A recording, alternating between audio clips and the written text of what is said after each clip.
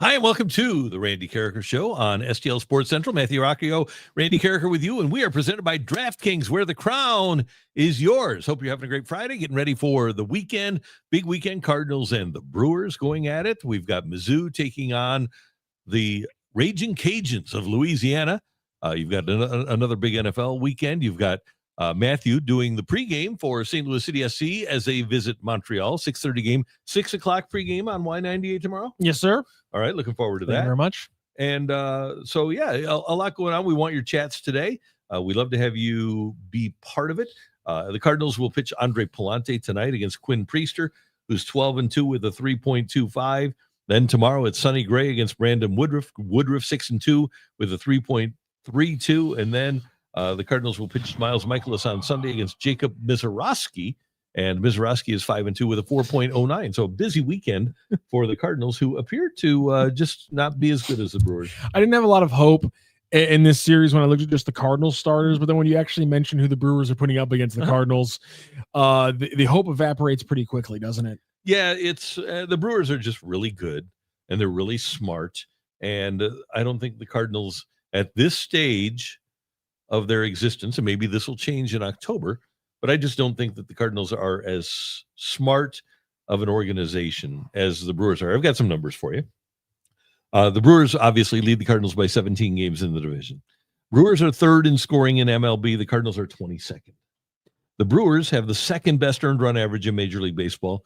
Cardinals have the 21st best earned run average in Major League Baseball. Jesus. The Brewers have made the 9th fewest errors. The Cardinals have made the 14th fewest errors. All right. So Milwaukee is better in every single facet of the game. So what you want to do is do what they do. And I remember one time when Jim Tracy was the manager of the Pirates, he said, hey, we all watch the Cardinals and we strive to be what the Cardinals are, because the Cardinals were dominant from 2000 through 2015. And everybody in the division was trying to catch up to the Cardinals and looking at the Cardinals and saying, okay, that's what we want to be. Well, that's obviously changed, especially over the last half dozen years. And now it seems like everybody in the division wants to be what the Brewers are, which is a smart, thrifty, efficient organization. And I don't think that the Cardinals, from a baseball standpoint, I think you can say, okay, their expenditures have not been smart or thrifty or efficient over the course of the last decade or so. And if you miss on all three of those counts, you get a bad baseball team. Yeah. The on-field product, it leaves an awful lot to be desired, and I think it's fixable because, as I've said, I think the Cardinals are closer to being good than they are to being bad, but you need to be very shrewd in the way that you go about fixing things. And with the Brewers, okay, so hopefully the Cardinals can find a Quinn Priester guy, a guy that wasn't that great, but they get him and coach him up.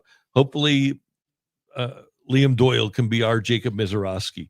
I don't know if we have a Brandon Woodruff. It's because I don't think that Miklasz will be back. I don't think they want Gray to be back necessarily. I think if they could find a taker for Gray and he would take a trade, I think they would move him.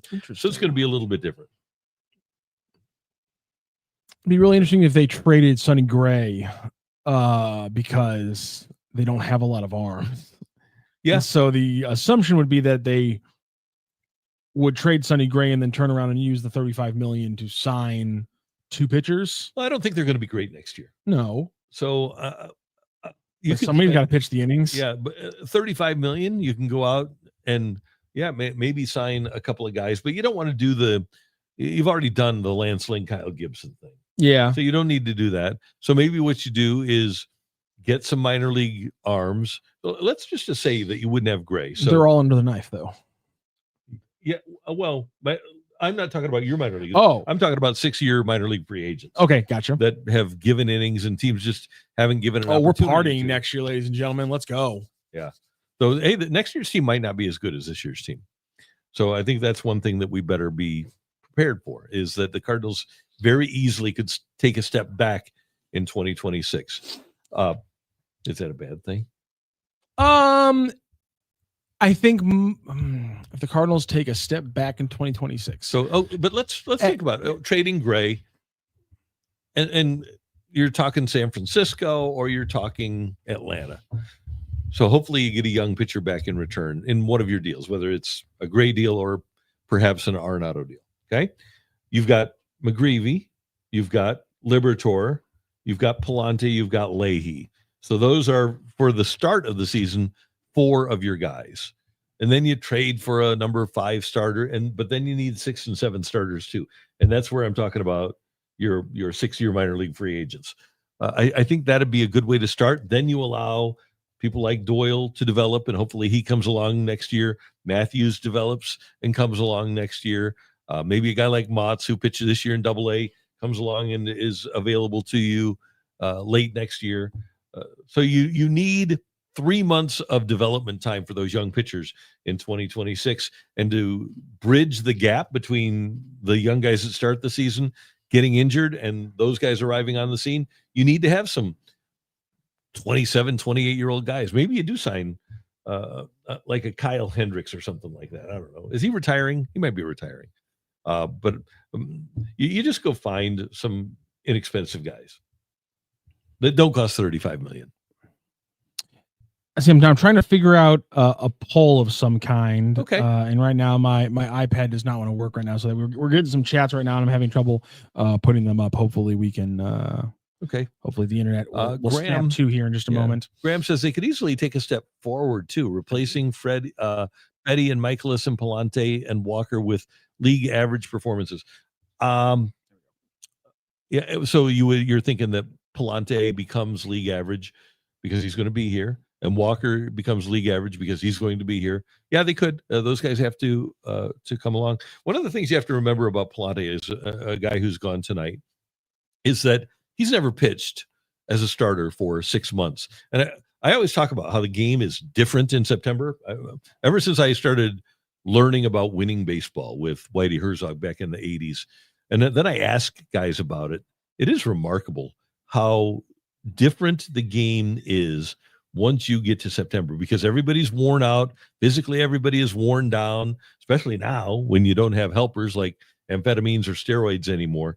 And so you really need to be exceptionally well conditioned to be a Major League Baseball player, whether it is a pitcher or a position player. It's not an easy thing.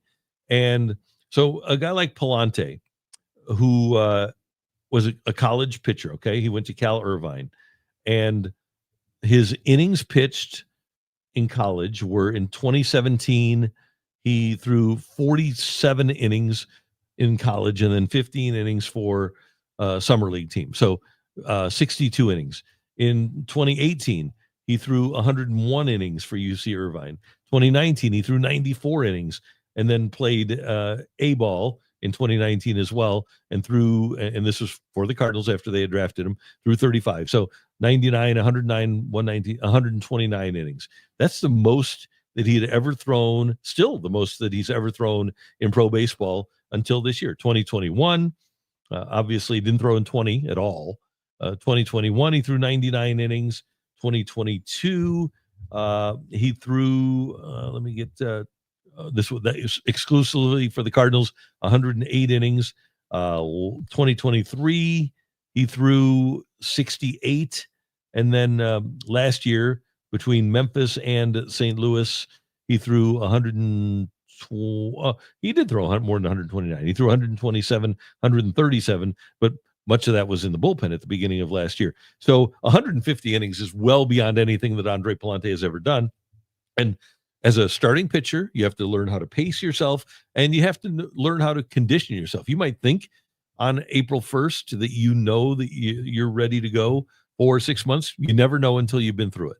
And every single starting pitcher that has pitched for 6 months will tell you that. I talked to Andre a little bit last week about this, about how it's just a different animal once you get to the 6th month and you've thrown more innings than you ever have. So I'm not ready to completely judge Andre Pallante as a major league pitcher and say, okay, just because he threw well for 3.5 months and hasn't thrown particularly well for the last month and a half, I'm not ready to judge him on that month and a half. I think that he's a guy that can, and I'm not saying he's going to be a number one starter, but I think that he's capable of being a 3 or 4 guy for you and pitching well. He has the stuff to do it. Now it's a matter of doing it over the course of time.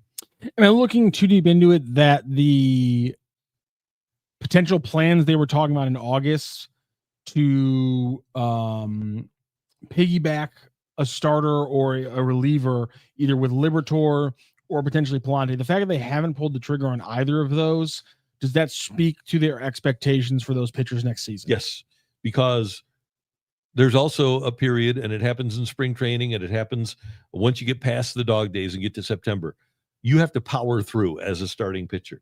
There's going to be times where you go into a lull. Even Chris Carpenter had these.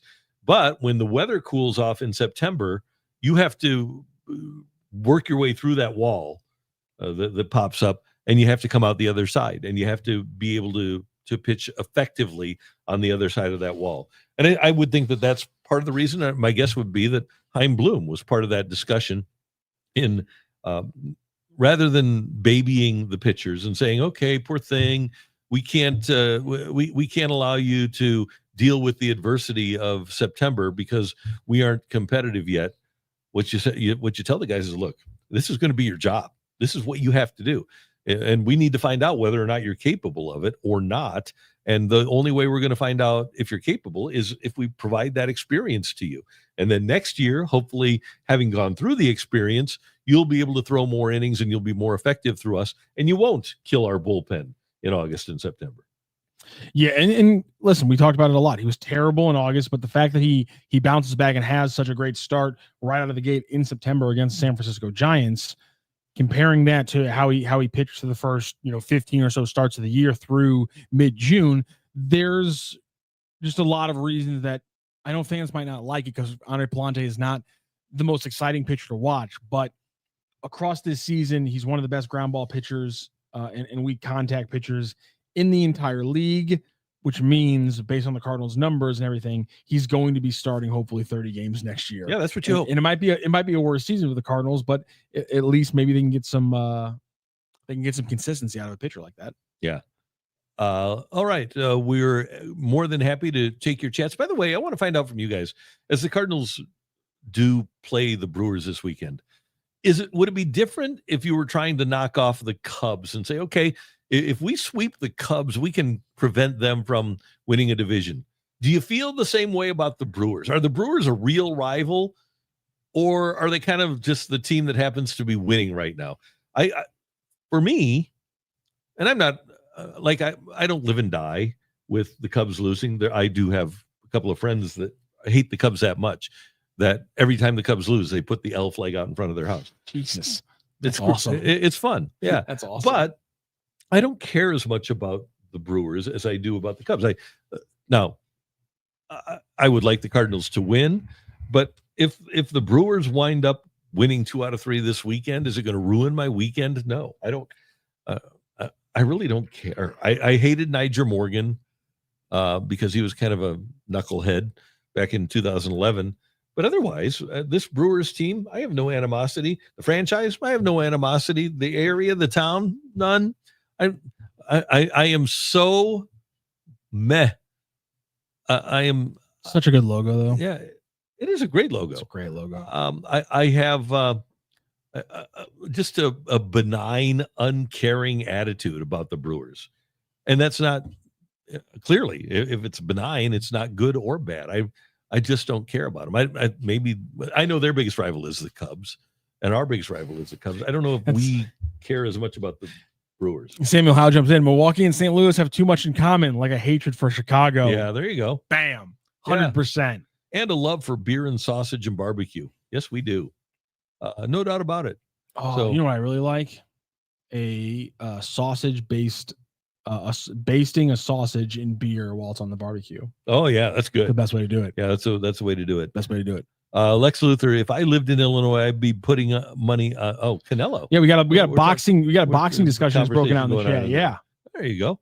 You can go to Illinois and bet if you want. Lex Luthor and everybody's talking about Canelo and who's he fighting right? I think Davis. Thank you. Yeah, there you go. Samuel Howe is also very annoyed by the win thing. We had this discussion yesterday. Mm-hmm. He just jumps in with this. They ruin a future Hall of Famer by playing him injured for 2 weeks based on no one making a decision except what the player wanted. And then Graham says, I think the verbiage from team doctors that no further damage can be done to his knee and playing won't cause further damage. So Samuel Howe says, so he can develop bad habits because his knee is not 100%. I just want to know whose decision it is at the end of the day. Feels like it's the player's decision and the doctors. As long as the doctors say you're good to go, right? Player gets to make his decision. Yeah, and the doctors certainly don't want to threaten a player's career, especially now when there is nothing to play for. But if the player wants to post and wants to be there every day, and it's not going to affect his long-term viability in the sport, why would we have a problem with a professional athlete wanting to play? Yeah, I again, I have no problem from the Masyn Winn perspective. I just I want to wrap him up in bubble wrap. Mm-hmm. And I've criticized teams for doing that with young players, but in this case, when the guy has a torn meniscus, wrap him in bubble wrap. All right. So what if the Cardinals were a game out? This is the Strasburg. You put him in bubble wrap then? There's a torn meniscus that can't hurt him anymore? Do you want him to go out and play then? Otherwise, what difference does it make? If they're in the division, if they're leading the division, I'd play him. So why wouldn't you play him now then? Because there's no reason to even take the slightest risk at this point. But there isn't then either, right? Well, there's a reason to take if you're a division leading team and you can make a playoff run, there's a reason for the risk. Oh, well, what risk is there though? You think the doctors say there's no risk? Yeah. The doctors aren't. I would think if there was a risk. Actually, I think doctors generally like doing surgeries. So, no, doctors don't like doing surgeries. Surgeons really like doing surgeries. Are doctors. Yeah, but like we got to separate the two because surgeons do like doing surgeries. Yeah, I just have, I have, and never will have a problem with a player wanting to help his team win, but then the administration of the organization has to determine whether or not the injury that the player has can prevent the team from winning. I always go back to Kurt Warner, where people jumped all over him for wanting to play with his hand in 2002. It was 2002. And people, he only had 7 starts after he won the MVP and been to the Super Bowl. 7 starts for the Rams after that game. And I think even the coach jumped on him because he was trying to help the team win. And when a guy's competitive and he wants to play hurt, it's your job as a coach and an organization to protect that player from himself and find a better way to give yourself a victory. Also, Aaron G said he wants that gold glove. He is going to play. I don't know if he's thinking that way, but I did think it was interesting. Jeff Jones, the Belleville News Democrat, tweeted out that his games played right now, which is at 129 or 130, would be the lowest for a Gold Glove winner since Troy Tulowitzki at shortstop, about a decade plus ago. So when I asked, is 130 games low for a Gold Glover? The answer to that question apparently is yes. Mm-hmm. Yeah. Samuel Howe, coaches sometimes need to protect those players. You're right, and sometimes you know what, coaches. They don't have it in them either. So sometimes even the people above the coaches need to do it. That happened with Marshall Faulk one time. I think it was actually the knee injury. No, it wasn't the knee injury. Might have been the knee injury that actually caused the end of his career. But I remember asking Mike Martz one time, just in the hallway. It wasn't in a press conference or anything. I said, "Why are you playing Faulk?" And he said, "Because I'm so damn competitive and I want to win. And Marshall gives us the best chance to win, even if he's hurt." But and I want my coach to think like that. Yeah, but the thing is, I want my coach to be competitive too, but is it worth it? And this is where you're coming from with Winn. Is it worth it to give up more time with a player so that you can win games in a season where it really doesn't matter? That's where my entire discussion comes down to. By the way, you threw out but the idea the Cardinals are not as good next year as they are this year. Yeah, I think there's. Is it fair to say then that my premise of if the Cardinals are below 500 in 2026, I'm trying to find a question here for fans. If the Cardinals are below 500 in 2026, what makes people turn on a Cardinals game next summer? Because is that a fair question? Yeah, it is, and I think it's because, and hopefully it is the summer, because what you saw with the position players. Weeding out who can and can't perform, hopefully, in 2026 or 2025 is what you're going to see with the pitchers in 2027. or 2026. Sorry, getting ready for 2027, hoping to be good in 27. Having the hitters adjust to how the pitchers adjusted to them was a big part of this year, and they've found a lot out. And now you need to find out about some of your young pitchers. And we can always go back to this. And if you've heard this, I apologize, but we'll reiterate this, that the Cardinals really wanted to trade Nolan Arenado. And if they would have been able to trade Arenado to Houston, a lot of the issues that they've dealt with this year in finding out about players and getting at bats for players, a lot of those issues would not have occurred. But now they need to find out about some of those position players too. My hope is that they will send Ivan Herrera down to Florida during the winter months and help him become a better left fielder. I also hope that they can get a better Jordan Walker next year than they've had this year. I think Gorman has shown an uptick. And by the way, I sent Matthew a text earlier. They were talking on the radio show about yes. I got it right here. For the walk rate for Nolan Gorman, 347 hitters that have stepped to the plate in 2025. Gorman's 12.4% walk rate ranks 42nd, and that's for everybody because he doesn't have enough at bats to qualify. So 12.4% walk rate would be in the top 50 of 350 players in May. 42nd of 347 players that have stepped to the plate in Major League Baseball. So his discipline has increased, and that's what you need to find from Jordan Walker too. You need to get his discipline enhanced for next year. So my hope for next year, why would I tune in to watch a game next year? Number one, I think that Michael McGreevy and Liberatore and Pallante to an extent, but McGreevy and Liberatore, I think, can be 2 and 3 guys. And then if Doyle can make his way here, I think he's got the potential to be a front of the rotation guy. I still think Quinn Matthews has the potential to be a front of the rotation guy. So all of a sudden you're seeing the future, hopefully by next June or July. And the future would be Doyle, Matthews, Liberatore. It'd be interesting. You had to have a top 3 all left-handed, right? And then, I'm sorry, Pallante, and then maybe Leahy. We'll see. Yeah, I've almost forgotten about Kyle Leahy. Still pitching well. I mean, not just in like we haven't had to talk about who's that extra that arm going to be, and I'm kind of with Brendan Schaefer on him just kind of being that 5th arm next year, unless something very much changes. We're getting some answers to this question I've just kind of thrown out, and not shocking, Samuel Howe says JJ and Matthews. Topher Rock says JJ and Quinn. Doyle as well. Break Doyle in case of September emergency. Here. I think maybe next September. Oh, okay. might be his point. It wouldn't break my heart to see him up around the All-Star break next year. I mean, he played at the SEC. He's going to be pitching in Double-A. The SEC is kind of like Double-A baseball. He's pretty advanced, so I wouldn't be averse to him being up here during the season next year. And I would not want him to be a break glass guy. I want him to ascend to the major league level. That's fair. Graham, Walker needs to find that plate discipline in AAA. He has never been dominant at that level. Hasn't had a lot of time to be dominant in AAA. No. And you could do that, but I know the Cardinals want to see him.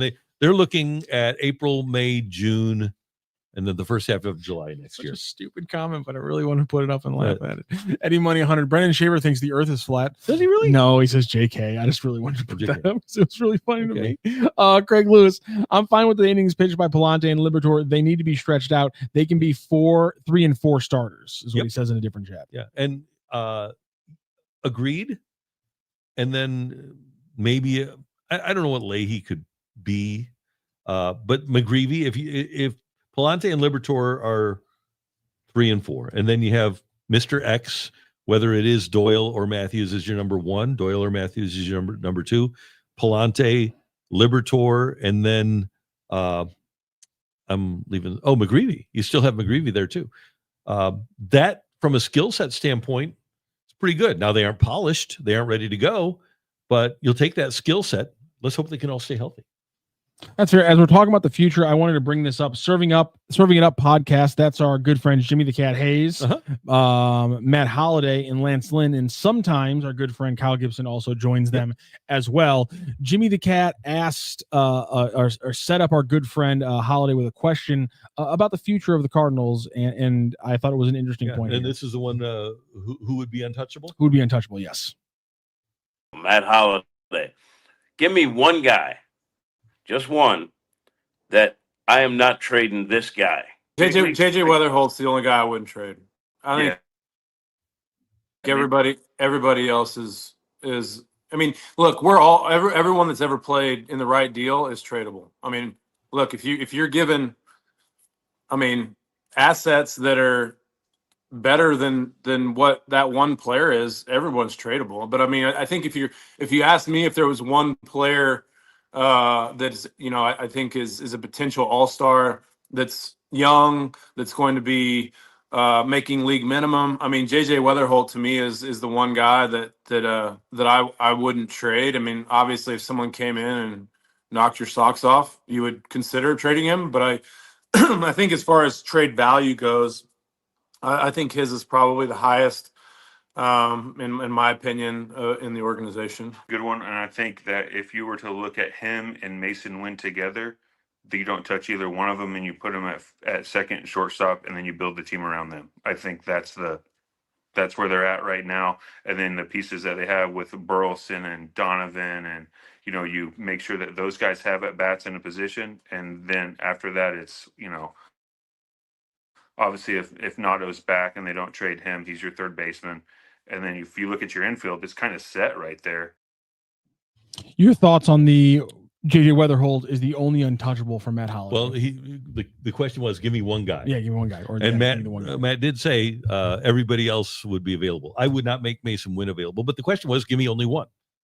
I would not make Ivan Herrera available. Who else in this organization is going to be able to do what Ivan Herrera is capable of doing? A good right-handed hitter.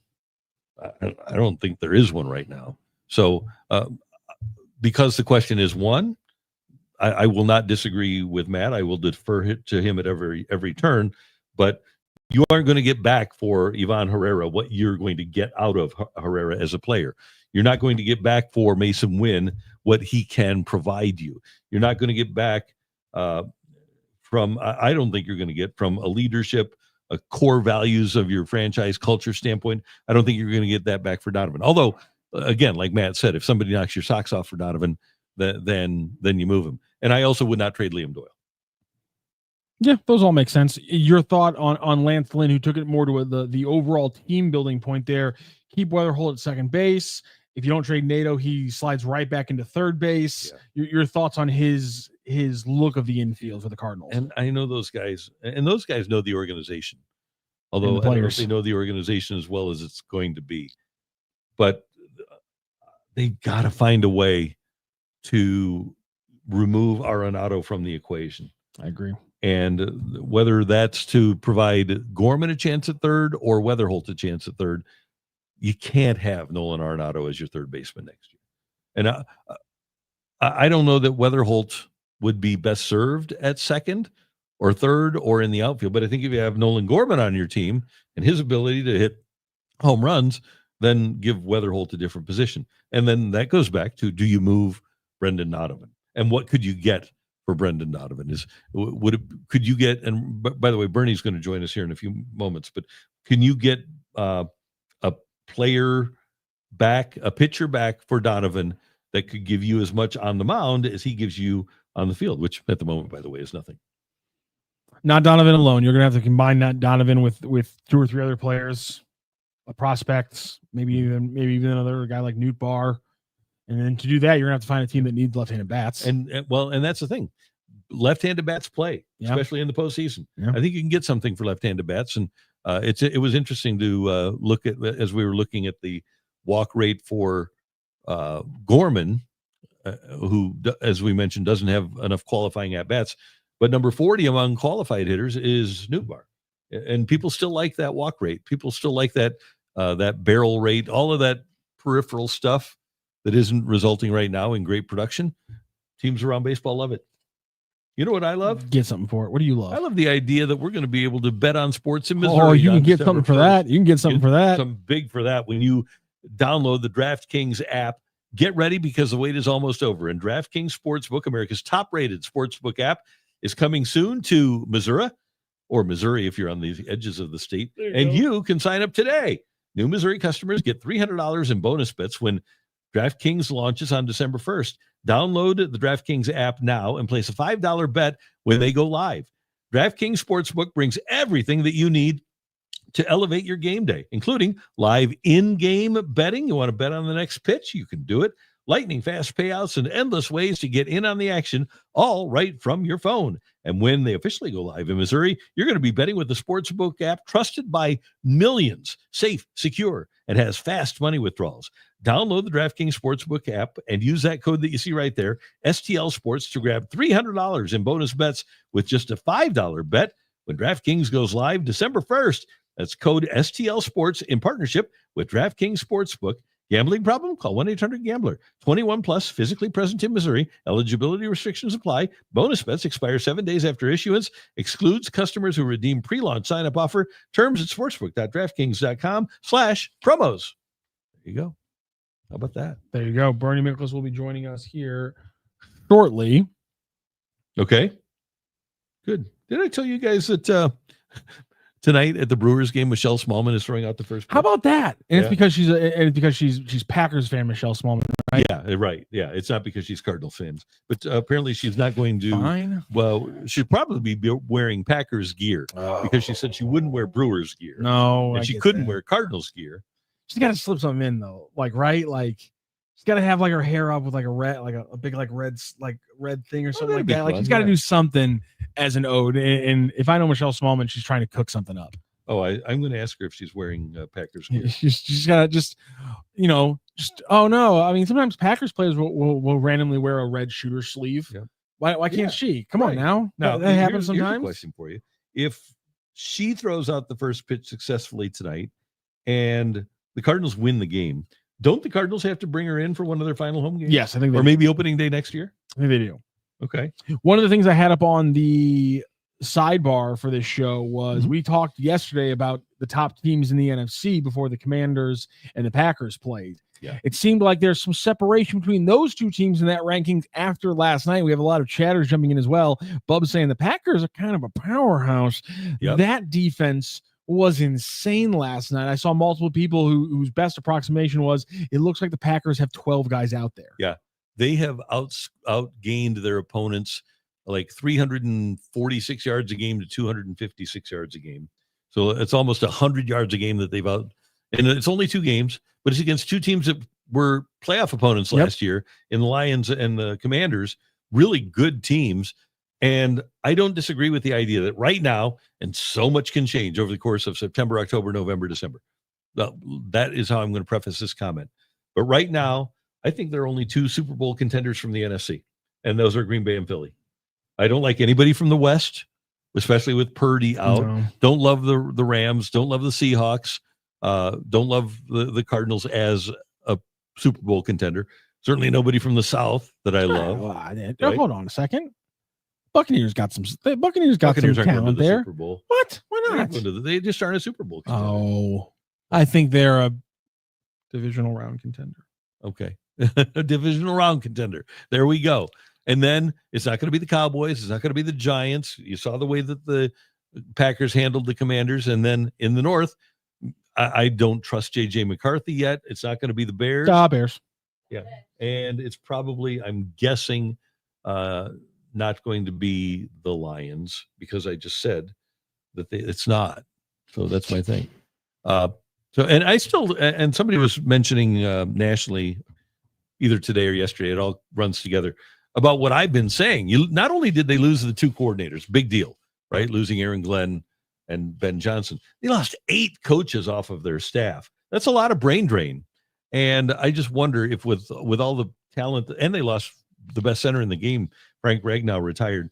I just wonder if with the loss of the key guys that are teaching your team how to play, on a day-to-day basis. And then a guy that made all of your offensive line calls. Part of the reason that your offensive line was so good was because of Ragnow. I just wonder if they can be as good. And they've got a lot of guys coming back from injury defensively. Anzalone coming back.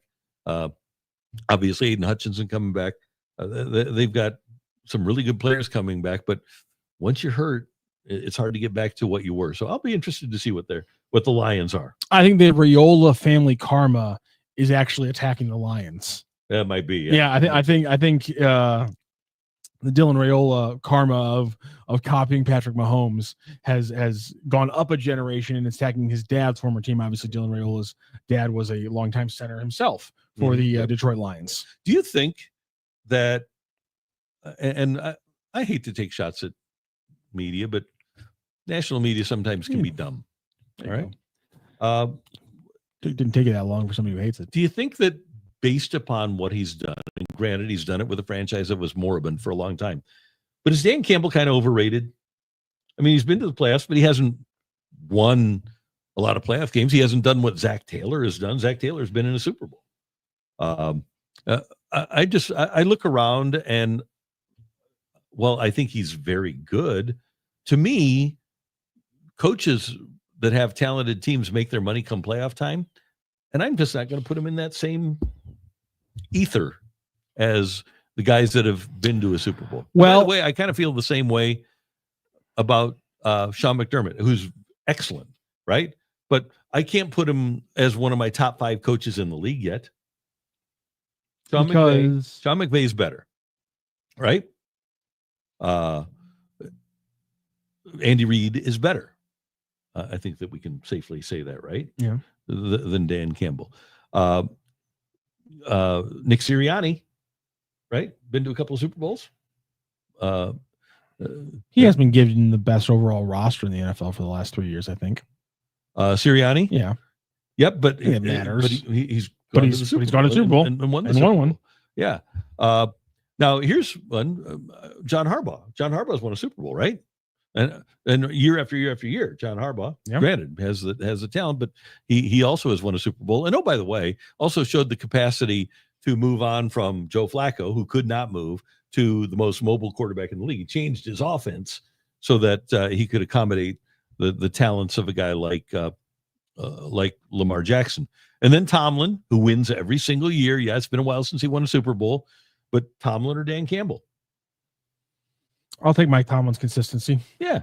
So, while I think Campbell is good, I don't think he's proven himself to be great yet. Sean Payton. Right? I'll take Dan Campbell. And now Sean Payton's doing it with the second franchise. Yeah.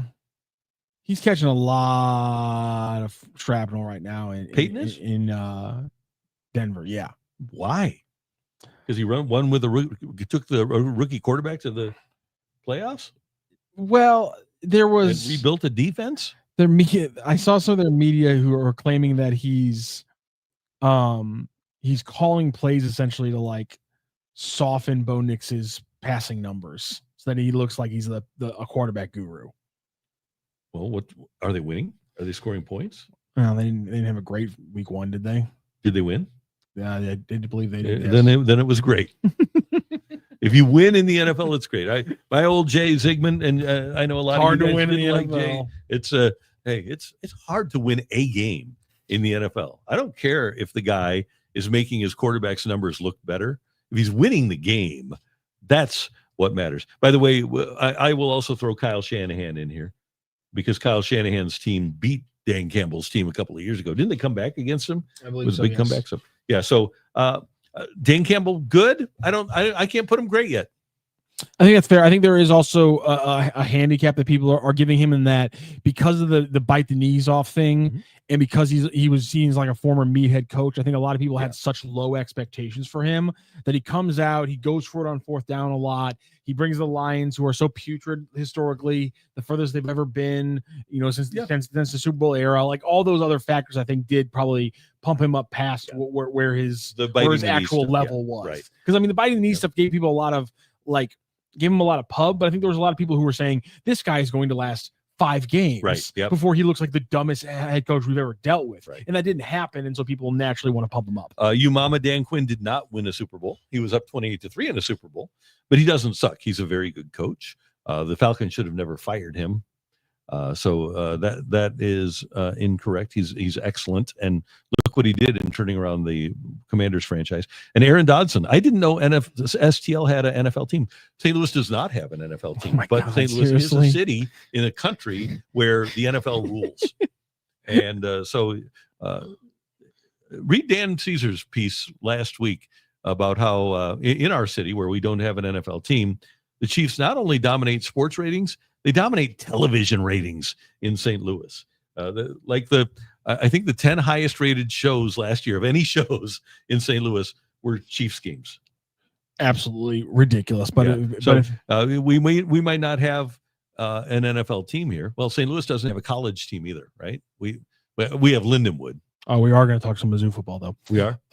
Yeah. Well, they're in Columbia though. They're not in St. Louis. Our good friend Bernie Miklasz joins us, and he actually he broke down the accuracy of Beau this past week. So we'll talk a little. We'll obviously talk some Cardinals, but we'll talk a little Mizzou as well with our good friend Bernie Miklasz, who joins the Randy Karraker show right now. There he is. I'm always pleased to join the Randy Karraker show.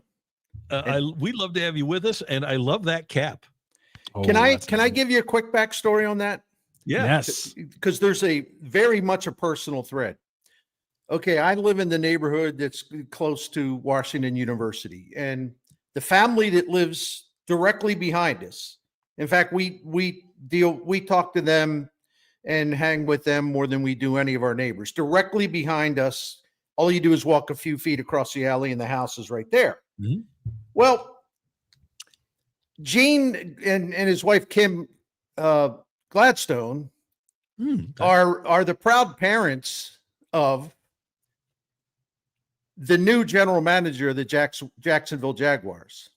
So James Gladstone, who was hired at age 34 by Jacksonville, the youngest general manager in the NFL, and he grew up in the house right behind me, and I love his parents. So his father, Gene, before he got on a plane to go down to Jacksonville for the first game, he dropped off a goodie bag that had a couple nice items, including this cap. And so I'm not, it's hard to explain. I'm kind of a free agent fan. I just like to kind of move around, but I now have officially a soft spot in my heart for the Jaguars. That's fantastic. And in addition to Jimmy Gladstone, I actually did his grandfather's Vianney games back in the day. Is that right?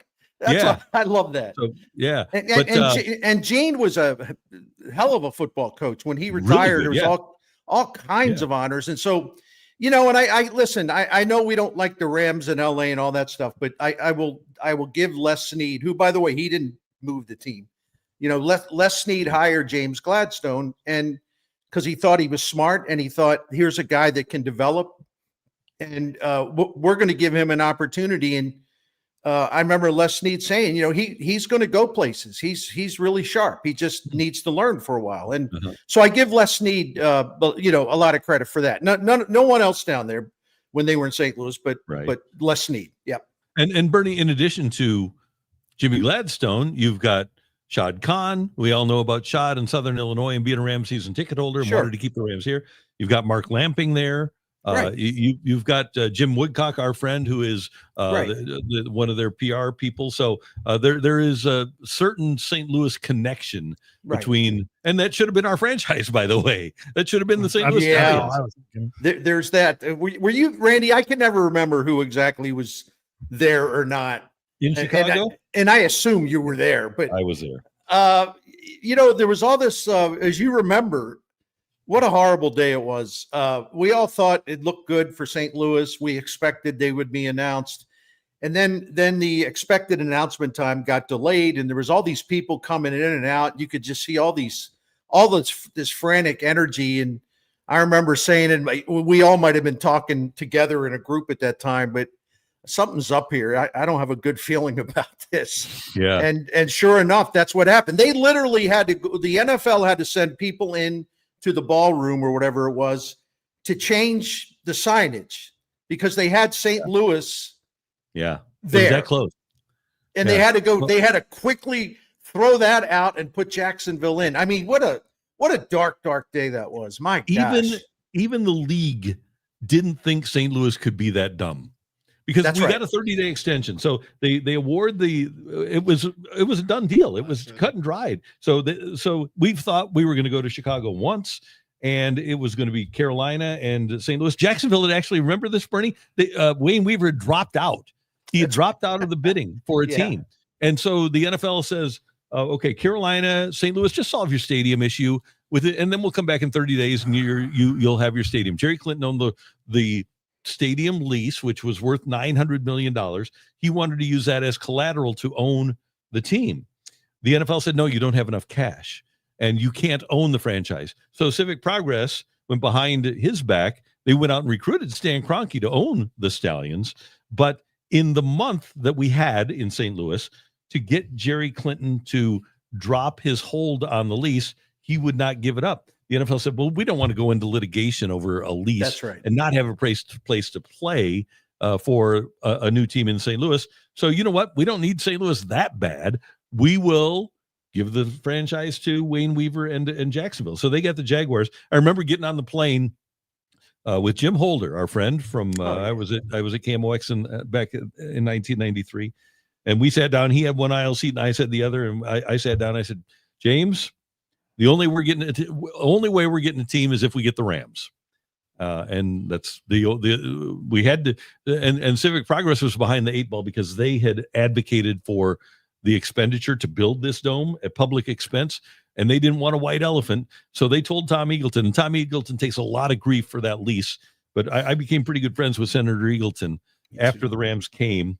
And I said, well, what did they tell you when you went into negotiations? And they said, do whatever it takes to get a franchise. And he says, really, whatever? They said, whatever it takes. And he did. And that's why the Rams wound up with the lease that they did. And by the way, Bernie, that lease would have, if St. Louis would have spent the $700 million in 2013 to upgrade the dome, that lease would have ended after last season. This would be their first year in LA. I didn't realize that. I have two memories of both of these things. I know we don't like Roger Goodell now, so let's just put that aside for a minute, because this is going way back to the expansion race. Roger Goodell was very much, he basically was the point man on that whole process.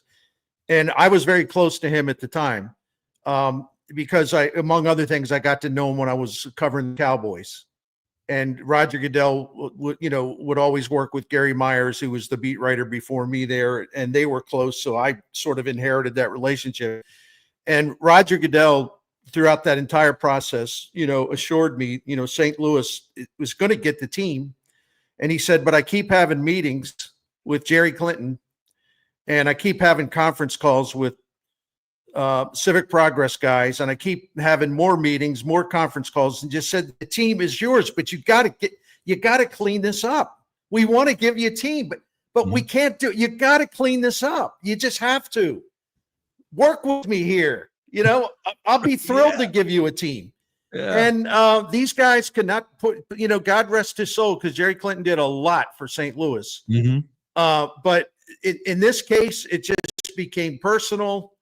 And Jerry wouldn't get out of the way. And some people would say, well, he didn't have to give it out of the way, because him and Fran Murray got all this off the ground, and lobbying for the stadium and all that. And that's a legitimate point. But I know once you've already invested all that money in building a stadium, at that point, somebody has to get out of the way so this whole thing doesn't get blown to smithereens. And it was just that was a really sad time. And then the other thing about the dome, Randy, I think this, and I have no problem talking about this, because some people will say, well, you shouldn't get too close to the owners or whatever.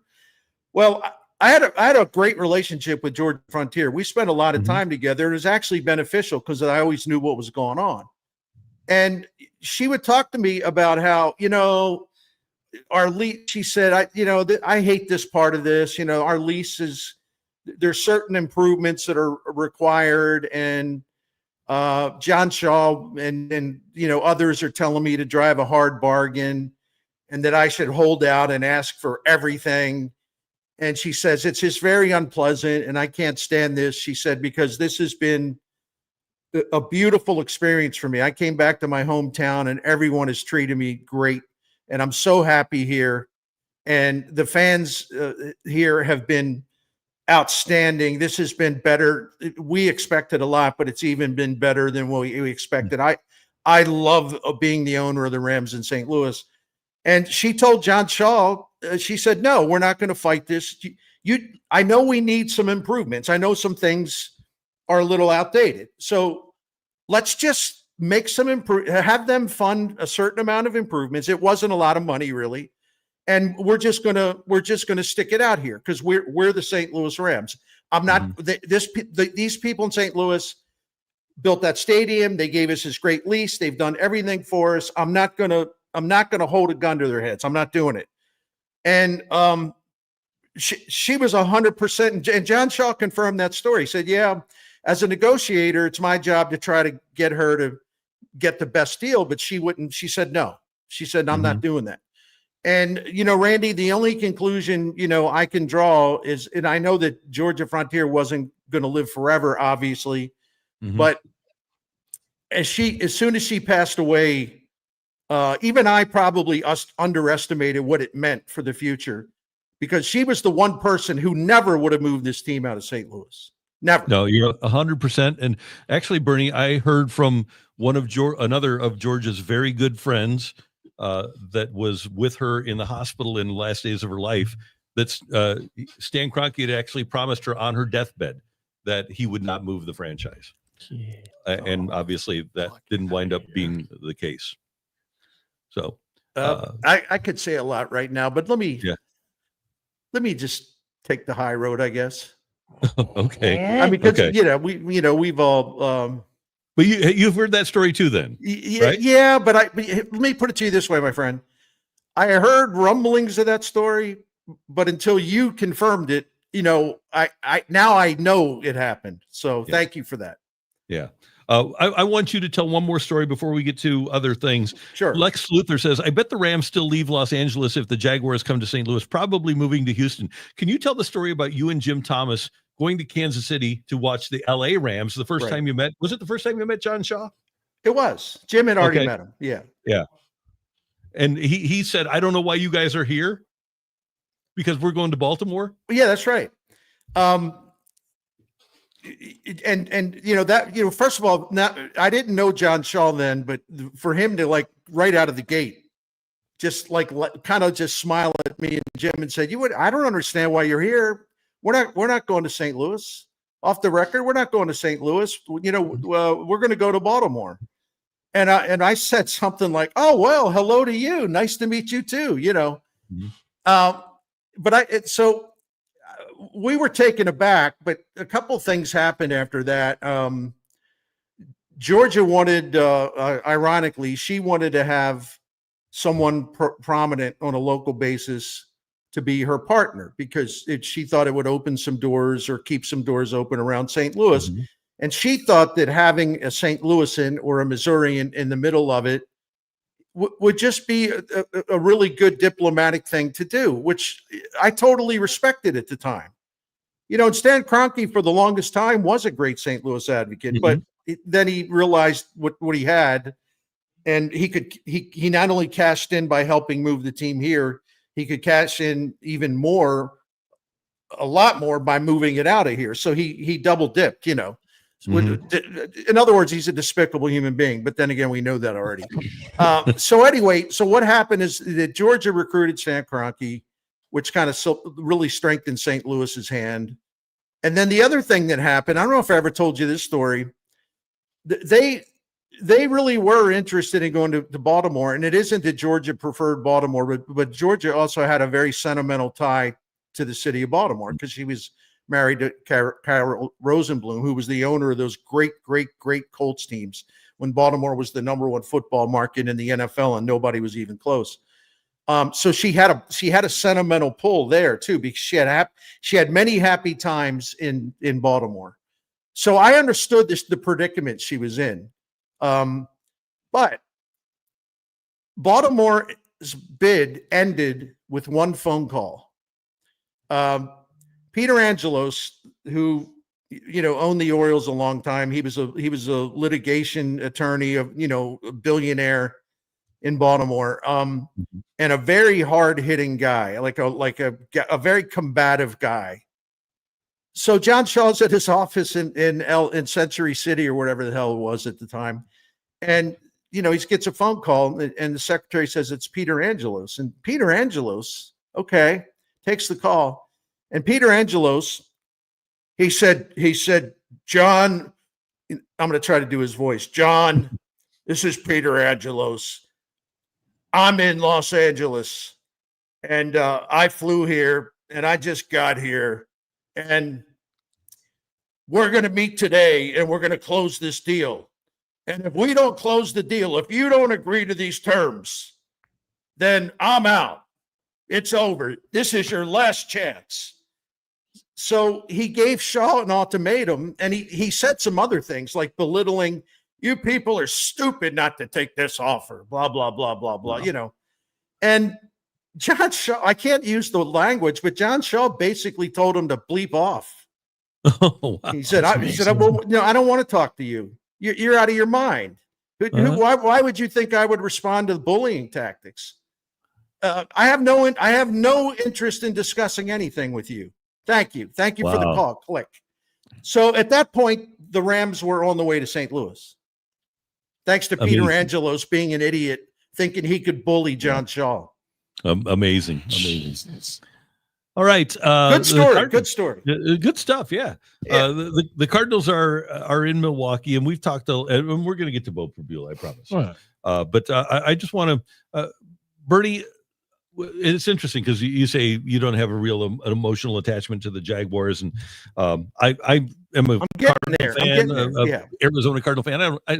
If the Cardinals lose a game, it doesn't matter to me. But when the St. Louis Cardinals play the Milwaukee Brewers, is there anything extra there for you? Because I don't feel a rivalry with Milwaukee. We talked about it earlier in the show. There's nothing to hate about Milwaukee. Right. You can respect them, but there's nothing to hate about Milwaukee. No, it's actually one of my favorite cities in America, and I think it's really underrated. And I love their sports fans, all the teams. And part of this is personal because I also like, a lot of the media people. And, Milwaukee's just a fun place. So and there's no arrogance or conceit or haughtiness there. They've always been an underdog team, they feel in this division because the Cubs have all the money in the world and the Cardinals have been a dynasty up until, recently. Mm-hmm. To me, all right, so how do I explain this? To me, it feels like a rivalry only in the competitive setting. And the competitive setting meaning that the Brewers moved to the National League in 1998. And up until 2017, they had a losing record as a National League team, and the Cardinals had the best record in the major leagues. And so the Brewers, they did win they did get to the playoffs like 2 times in those years, but they had a bunch of losing seasons, and they were just a non-threatening, non-factor team. And I think that's why, with the Cubs being here, that's the historical rival. And the Brewers were just another team that the Cardinals could slap around and smack around, right? They were never a threat. Two little playoff appearances. But I'm only speaking for myself. I was a little slow to catch on to the Brewers in terms of understanding just how great their front office was that they put together. And when this thing started to turn, it kept turning and turning and turning and turning. And the Brewers, despite being outspent by the Cardinals by a lot of money since 2017, have a better record. They've been to the playoffs more times. They've won more division titles. They've won more postseason games, and they continue to kick the Cardinals' ass. Even though, if the Cardinals miss the playoffs this year, this will be the 3rd year in a row, as we know. It's also going to be Milwaukee's 3rd straight division title. So just over these last 3 years, the Cardinals have outspent the Brewers by $100 million in payroll, and it doesn't matter.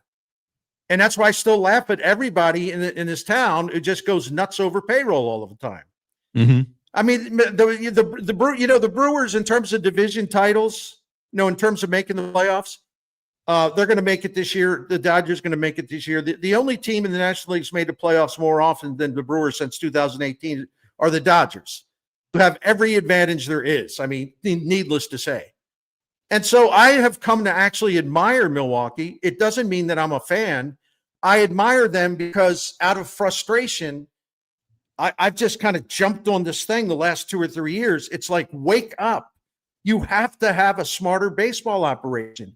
Quit worrying about payroll. You're already outspending them by a fortune, and the Cubs are outspending them too. But yet they're they have taken control of the division. So when are we going to wake up here? When are we going to modernize the Cardinals operation and, understand that the model is old and stale and no longer good? And you have this upstart smart front office in Milwaukee, despite smallest market in Major League Baseball, one of the lowest payrolls year to year in Major League Baseball. And they are destroying the St. Louis Cardinals and humiliating the Cubs. So I actually have great respect for them. Me too. Because I want the Cardinals to be more like them. And it's a rivalry only from the standpoint of me sitting on the sideline saying, I kind of hate what's happened here. What are you people going to wake up and understand why the Brewers are beating you every year? Are you ever going to do anything about that? Because you should be slapping them out of the way all the time. They shouldn't be slapping you out of the way. And so from that standpoint, that's kind of my version of a rivalry. Does that make any sense? Probably not. 100%. Yeah. One of the things we've talked about before with you and you've written about has been the season from Nolan Gorman. It's been a rough start to September, and we've talked a lot about Nolan Gorman this week. We're projecting towards 2026. The Arenado coming back for these last 12 games is a story now. What is your approximation of how are you reacting to Nolan Gorman's struggles over the last 2 or 3 weeks, and how are you projecting what his role should or could be for the Cardinals in 2026? Well, it's complicated. I was very, very encouraged by his when I came to understand why he started slowly. It made sense to me because Brant Brown told him you're swinging too hard, you're jumping everything, so we're going to slow you down. And, you're not going to see the ball jump off your bat, but you got to slow your swing down because it'll train your mind to be more selective. It'll train your mind not to just go up there hacking and everything. So I remember writing something, made it kind of a big deal about his slow bat speed, but then it was explained to me what was going on. And then it made sense. And then, started late May, Nolan Gorman was outstanding up until late August. And I thought it was a really good success story in progress because while he was still striking out too much, his strikeout rate from last year was down 6%. His chase rate was way down. His walk rate was way up. So that the people that are obsessed with strikeouts would never give him credit for all of a sudden having one of the better walk rates in the National League. And it was a sign of growth. But I have to say, because I believe in giving Nolan Gorman his due because I saw a lot of improvement. But there's something I wrote yesterday, STL Sports Central. You can still find it, where I took a look at all of these younger players, and I called it the consistency watch, the consistency check. So it disappoints me that he made all this progress, and I'm very discouraged by the fact that he's sort of given back. He's sort of erasing some of the gains that he has made. Because let me get this number for you. Sorry about this. If you go back to August 18th. He's got a 190 average. He's got a bad slugging percent, and his strikeout rate is over 38%. And then it's even in his slugging percentage for the season is down to 394. So I thought that he was on a really firm track of improvement, which he was. But then all of a sudden, I don't know why, he reverted back. And all of a sudden, things have sort of fallen apart again. Now, I don't have an answer about what they should do, because the Cardinals are so bereft of power. And he is, in terms of his age group, left-handed hitters under 25 years or younger, in terms of power, he's been like one of the 4 or 5 best young left-handed hitters in the National League since he came up to the majors. the strikeout thing is hard to get through, but if he's hitting for power, I can live with the strikeouts.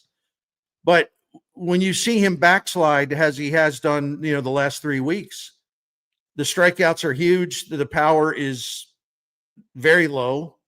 And I'm kind of like, okay, here we go again. Now what? I don't know the answer to that because I think the Cardinals have to be very careful about giving away power because even with his frustrations, Gorman has power and Gorman still has a lot of potential. It's not like he's, 29 years old. I don't know what to do. I usually don't say I don't know, but I really don't know. What do you guys think? What do you think? Bernie, it's interesting because before I talked to people last weekend, I was on here saying that because I didn't know what was going to happen with Jordan Walker, that my preference would be that the Cardinals, rather than watch his value diminish, get something for him while he still has value. But the Cardinals are going to give him at least the first half of next season to prove that he can do it. And this will be a big off season for him. He needs to do a lot of work, but he'll be here. And I would assume that if he's going to be here, that the same, unless they can't trade Arenado, the same probably applies for Nolan Gorman. Because if Nolan Arenado is here in 26, he's going to be here in 27 also. Yeah. And I don't think the Cardinals are going to set him down. So you really don't have room at the inn. If Arenado is here, you don't have room at the inn because you have Weatherholt coming up too for Nolan Gorman. No, that's absolutely right. And that's a really good way to frame it. And the other thing is that, if it was a different situation, we could say, well, he can be your DH against right-handed pitchers. And that would make sense, except Ivan Herrera is going to have to be in your lineup all the time. Ivan Herrera is an exceptional hitter. When he came off the DL the second time this year, it took him a little while to get his power stroke going, but he's gotten it going again. He's a really, really good hitter, and he's more consistent than anybody on the team in terms of offensive performance. And that goes back to the start of last season. But Herrera says he wants to catch again. And he went to Ollie Marmol and said, I really, really want to catch again. You tell me what I have to do all off season. I'll be the hardest working guy you've ever seen. Part of it is a pride thing with him. He doesn't want to be viewed as a failed catcher. And the other thing is he also just loves catching. So I assume that means they're going to give him a chance to catch again. But in the true Cardinal tradition, they also really like Jimmy Crooks a lot. And they've got two other catching prospects that are on a pretty fast train to St. Louis, including that 18-year-old who is a monster. He's an absolute monster. You got scouts from coast to coast raving about this guy, about, oh my gosh, where did he come from? So they have a lot of young catchers in the pipeline. So it's like I get a headache thinking about this, but if Herrera's not going to catch and he's not going to play left field, he's going to have to be basically your full-time DH. So I don't. So to your point, if that's the case, that's even another reason why there won't be enough room for Gorman. Yeah. And here's my thing with that. I mean, I respect Herrera. I love the drive. My same thought process with Winn right now. But I'd also, like, if I was the Cardinals, I'd be like, all right, here's Buster Posey, here's Joe Mauer, and here's Kyle Schwarber. They could have all played catcher their entire careers, and then they wouldn't be able to hit the ball like they were able to in the back half of their careers. And I explained to Yvonne and be like, we can do this, but you understand that there's a lot of money on the table of you just being an absolute crazy contact hitter, slugging hitter as a DH or in a left fielder. There's a lot of money in that. Or you can keep trying this catcher thing, and your career will end at 33 instead of last. Because he's already getting beat up doing it. Exactly. So, and and he does everything okay except throwing. He can't throw people out. And by the way, quick stat. I don't know what it says about the Cardinals' offense, but since the All-Star break, their second best hitter is Pedro Paez. Yeah, it probably doesn't say a lot. All due respect to Double P there. Yeah. Anyway, Herrera, I was on board with you about making him a left fielder. I think it's way too soon to pull the plug on that. I mean, I'm a little confused by that, but they ought to try that again. But I also think, I think you and others have said that I see Herrera as a first baseman.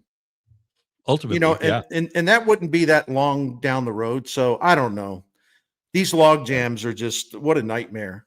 And that's honestly, though, talking about the left field stuff, if you're going to be stubborn and say that, Victor Scott is our center fielder and the defense is important, well, then one of the trade-offs you can make is saying, listen, if we have a bat who isn't the best outfielder, but we have Victor Scott covering the ground, that's one of the trade-offs you can make in lineup construction, is that because Herrera is such a good hitter, because Victor Scott's such a good defender, well, that gives you a little bit of flexibility. I hope they'd be willing to use the little bit of flexibility they have to actually benefit their construction. Well, and this is where Ollie Marmol does have his hands tied, and that doesn't mean he's a puppet, because again, people have no idea what they're talking about. This season was a runway season, Project Runway, I'm calling it. And he agreed. They all signed on.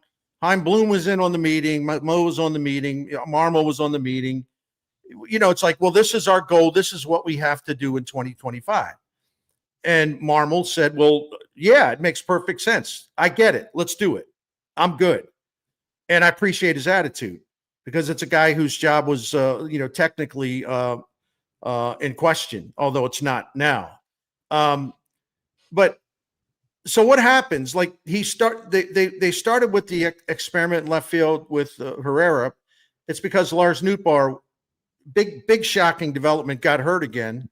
And so they didn't have to worry about playing Nootbaar for a while. But once Nootbaar came back, I can only imagine the conversation, and I'm about 98% sure this conversation happened. Well, yeah, let's table the Herrera thing, because there's a good chance we're going to trade. I would say there's a really good chance we're probably going to entertain trade offers for Nootbaar. And we got to play him. We just have to play him. And because and if he does well, it would give us more trade value with him right on down the line. So I don't think Marmol had a choice. And again, to the idiots that would say, well, yeah, he's a puppet. No, he's not a puppet. He's going along with the plan that he sat at the table and agreed to, because he thought it was a really thing they had to do and it made sense. But part of that is you have to play the guys that either they're undecided about whether to keep or maybe trade. And Nootbaar, even though he came up in 2021, he's not a young guy. He's still in that category of like, well, what do we do with him? And those are the guys that have to play. So it's such an untidy situation. And I think the first thing Bloom has got to do is untangle these log jams, all these knots. He's just going to have to move a couple left-handed bats. I would handicap it this way: Donovan most likely to be traded, Nootbaar second most likely to be traded, only because of their value. Something I can't get out of my brain, Bernie, and I remember it very distinctly. I was leaving the station I was working at the time, which was out in St. Charles. I'm driving down Page, and this is in like 2015. Mike Matheny is, I believe, still the manager of the St. Louis Cardinals at this point. And John Mozeliak is in an interview talking about is the end of the season. It's in October. And John Mozeliak is talking about how the big issue this year is that they just had too many players who were versatile, but all the versatility was redundant. And they had too many players who did the exact same thing. This is 2015. It's 10 years later, and we're still using the same phrases. How did this team find its way over the last 10 years consistently, year after year, just using the same comments about redundancies and versatility that overlapped but didn't actually give you any flexibility? It just seems like something that's been happening for the last decade, and hopefully they can finally shed it and walk into this new transitionary period without having this issue over and over and over again. Too much talent, guys. You just have too much talent. Hey, this offense since the All-Star break is just unbelievably bad. It's one of those things where I can say they're the worst offense in baseball. And it's not even something that I have to think about before I say it. I mean, they're by far the worst offense in baseball since the All-Star break. Like, fewest runs per game. They're dead last in slugging and OPS, WRC plus. second worst in on base percentage. I mean, way down. They're way down there in home runs and stolen bases. There's just nothing. They got nothing going. They're just dead in the water. That Seattle series kind of brought that all back home again. Yeah. It's a terrible, terrible offense. And I wanted to ask you guys this really quick. You know, I said something in a video on STL Sports Central the other day where it's just like, listen, I know they're rebuilding and all that, but Chaim Bloom's got to find a way to make this team more entertaining in 2026 because, you know, no one expects them to be the Savannah Bananas, but when you have a team it's so dull offensively, I mean, what chance do you have of keeping people, even like the same amount of people in the ballpark that have been in the ballpark this year, of getting them to return in 2026 when the product is so stale and dull? I mean, it's easy for me to say make this team more entertaining, but he signed on for the job, and they have got to become a more entertaining team, even while they rebuild. And they have to utilize the athleticism, and it helps to have people actually get on base to use your athleticism. So how do you make it more exciting? Well, you've got to get people to hit. You've got to get people to get on base. And it is right. It's simple to say, it's a lot more difficult to do. All right, Bernie, that's why Milwaukee, many reasons why Milwaukee's leading the division again, but they have the one of the highest walk rates. They've got one of the highest figures of numbers of getting hit by pitches. They lead the league. They lead the National League in steals. They lead the National League in on base percentage. They, in terms of FanGraphs and StatCast, both, they're the best base running team in the National League. They beat out double play grounders because they're so fast. And I mean, on and on and on. They run the bases exceptionally well. They make things happen. They play small ball. They're eighth in the National League in home runs and sixth in slugging, which means they're not overly dependent on power. It's part of their game, but it's not something they're desperate. They have to have it. I mean, it's like the model of how you put a roster together.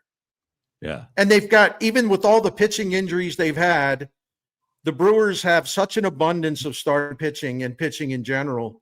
They've got guys. They have that one guy, now I can't remember his name. They have the one guy down in the minors at AAA who would be the Cardinals' best starting pitcher right now, which ain't saying much, but still. Yeah, Chad Patrick, I think is his name. Wow. So despite they've had more pitching injuries than anybody this year, their bullpen ERA is fourth, their starting pitching ERA is second, and their overall ERA is first. Yeah. You think that's a smart front office or what? They know what they're doing. Okay. Hey, Bernie, before we let you go, Mizzou a 27.5-point favorite tomorrow. So Beau should have another good game against Louisiana. But that being said, if you just watch him perform, and he's performed really well against not great competition, but he looks like he's the real deal. Now, we'll learn more about him once he faces SEC competition. Sure. But you wrote about this. The eye test and the stat test make him seem to be a really good SEC quarterback. I was laughing out loud when I was doing all the research about how ridiculously accurate he is. And again, I put that in the column. I just concentrated on the KU game, and we know that KU doesn't have a great defense, but they can get after the quarterback a little bit, and you got to be poised and you got to be accurate when you're under duress. And they did get quite a few pressures on him. But you know, the question for him coming in was, you know, all right, we know that he's mobile, he's athletic, he's got a great instinct for running the ball, but can he throw? Is he accurate? And this was just one game, but his accuracy was preposterous.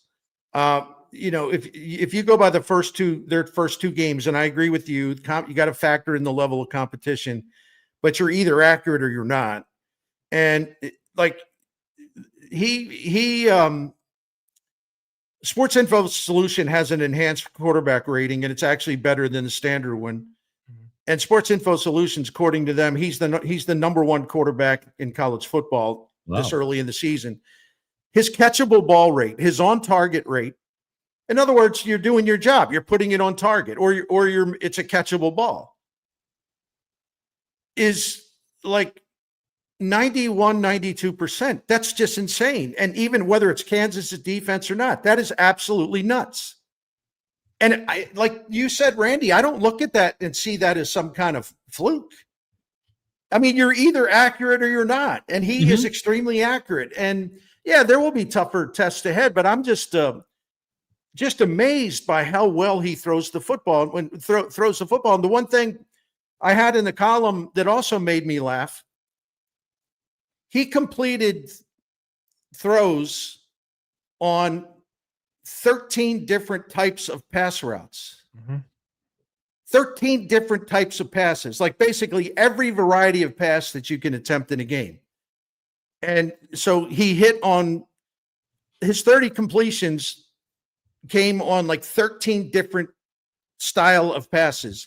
The other thing I checked was like, okay, what was his accuracy when he, and all this is in the column if people want to go look at it. Okay. What about the setup? Okay. When he plants to throw, what's his on target rate? Ridiculous. I mean, like 90%. Okay. What about if he's moving to the right, moving to the left? On target rates like 90%. What about if it's a 3-step drop? On target rates like 94%. What about a 5-step drop? Well, it's 91%.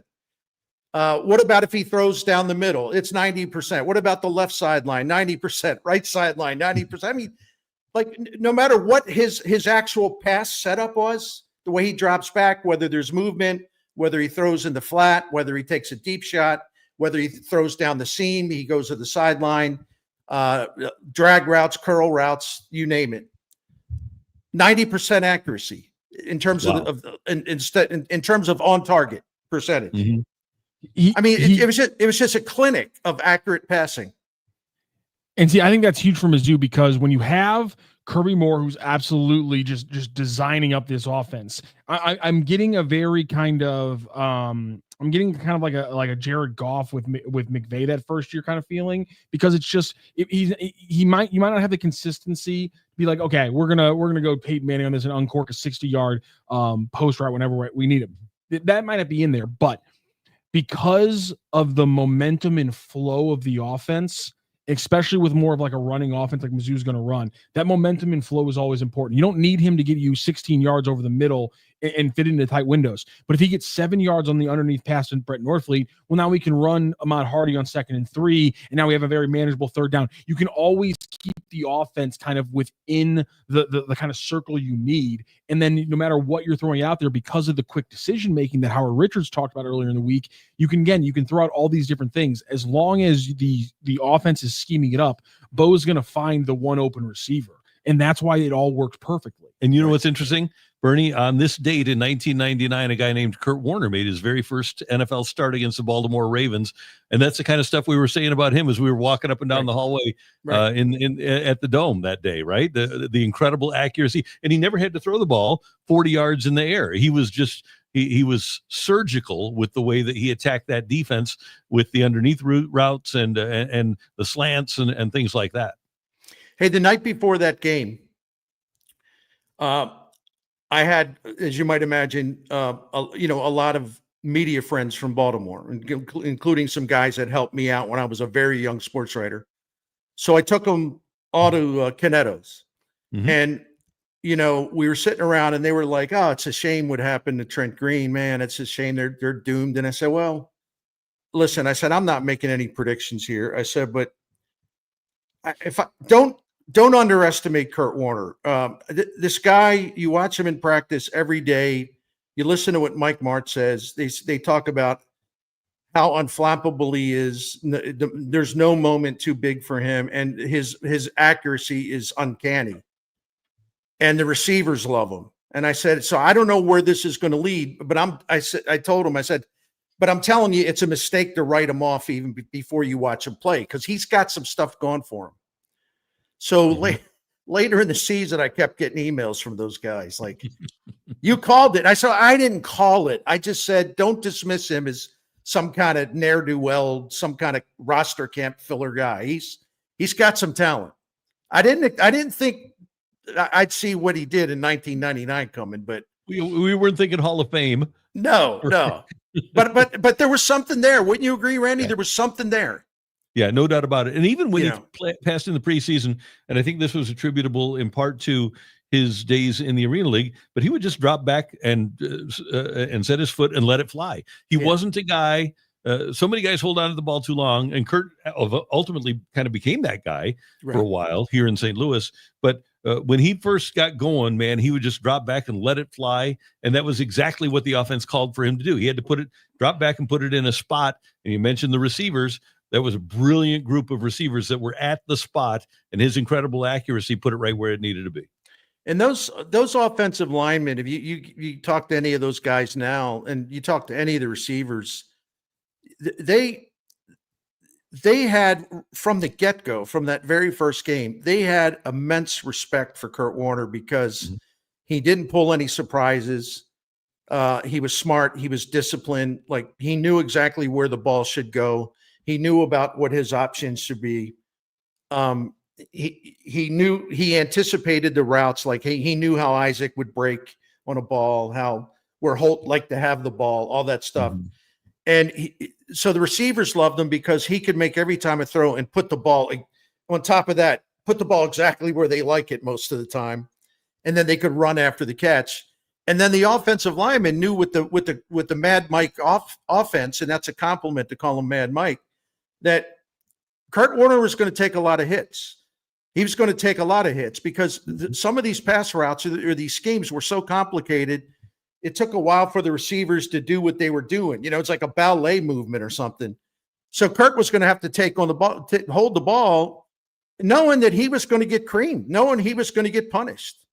And he would stand there and take the hit, knowing that it would pay off. But he's got to take the hit. He would take the hit every single time. And his courage in an athletic sense was remarkable. And it basically cut his career in St. Louis short. And it took a while for that hand to heal up. And then he had a second life. And I'm so happy that it happened with the Arizona Cardinals, Yeah. But those linemen loved him for his toughness. The receivers loved him for his accuracy and the way he took charge. Gosh, how blessed were we to have that man in our town doing what he did all those years? No doubt. Yeah. 26 years ago today, wow. He made that first start. Are you watching? I'm betting you got Georgia and Tennessee on the docket tomorrow. What's your college football game of choice? Well, I really, by the way, I don't even have the schedule laid out as far as the times yet. I do that on Friday night. I actually get out a pad and write it down. But anyway, I think the biggest game might be Texas A&M at Notre Dame. Yeah, that's going to be fun. Because I think Notre Dame's got to win it. I'm not saying if they lose it, they're done. I'm not saying that at all. But if you start out you start out with 2 losses, and I'm talking about, I'm not talking about the blood donor game they played, but you start out with 2 losses. Man, that's a pretty uphill climb. You don't leave yourself much room for error or to have a slip up down the road. So, and I think Texas A&M is going to be really, really good. So that's one. Yeah, Tennessee, Georgia will be absolutely fascinating. What else do I have on my list? South Florida and Miami. Yep. Yeah, I'll keep an eye on that one. Oh, I'm interested in the big time drama of Florida having to go play at LSU. I love SEC coaching drama.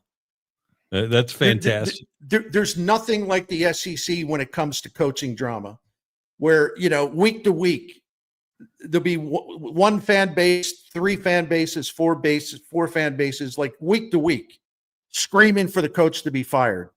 And the big money people having secret meetings to discuss if they could raise the money to fire a coach.